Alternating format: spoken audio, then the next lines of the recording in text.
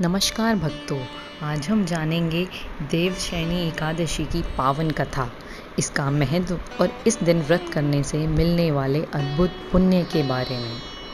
आषाढ़ मास के शुक्ल पक्ष की एकादशी को देवशयनी एकादशी या हरिशयनी एकादशी या पद्मा एकादशी भी कहा जाता है। शास्त्रों के अनुसार इसी दिन भगवान श्री हरि विष्णु क्षीर सागर में योग निद्रा में चले जाते हैं।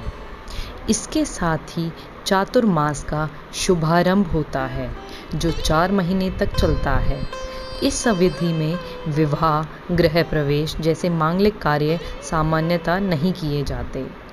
आइए इस व्रत की मैं कथा आपको सुनाती हूँ। प्राचीन समय में सूर्यवंश में राजा मांधाता नाम के एक महान धर्मात्मा और प्रजावत्सल राजा राज्य करते थे। उनके राज्य में भी सभी लोग सुखी थे। एक समय ऐसा आया कि पूरे राज्य में लगातार 3 वर्षों तक वर्षा नहीं हुई। नदियां सूख गईं, खेत बंजर हो गए और भयंकर अकाल पड़ गया। प्रजा भूख और प्यास से व्याकुल होकर राजा के पास पहुंची और बोली, राजन, हमारी रक्षा कीजिए, वर्षा न होने से जीवन संकट में पड़ गया है। राजा मानधाता बहुत चिंतित हुए।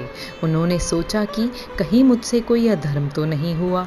सत्य जानने के लिए वे वन में महान तपस्वी ऋषि अंगिरा के आश्रम पहुँचे। राजा ने विनम्रता से अपनी समस्या बताई। ऋषि अंगिरा ने ध्यान लगाकर कहा, हे राजन, इस समय सतयुग चल रहा है।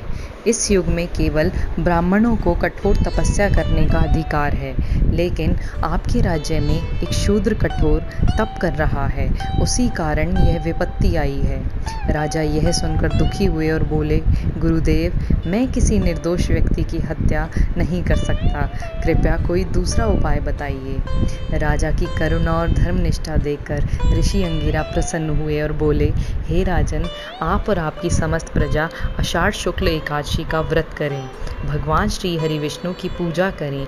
इस व्रत के प्रभाव से राज्य में वर्षा होगी और सभी कष्ट दूर हो जाएंगे। राजा मानधाता ने पूरे राज्य में देवशयनी एकादशी का व्रत कराया।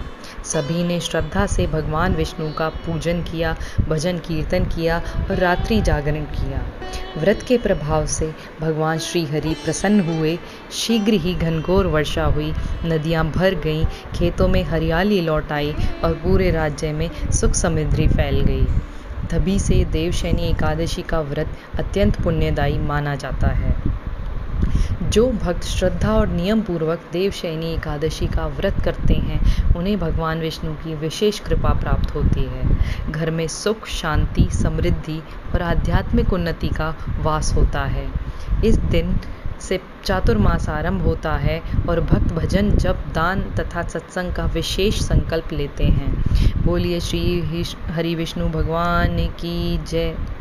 जय श्री हरि, जय श्री विष्णु।